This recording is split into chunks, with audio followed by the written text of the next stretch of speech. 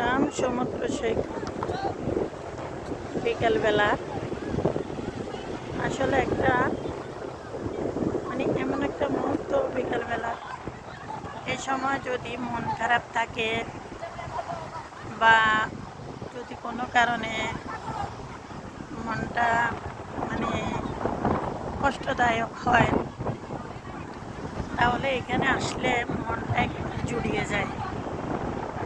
আসলে যে আসছে একবার, সে বারবার আসবে।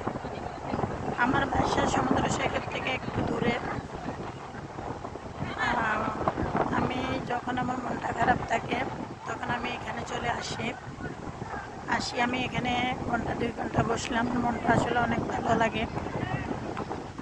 ছেলেরা খেলা করতেছে, সাগরে ঢেউ,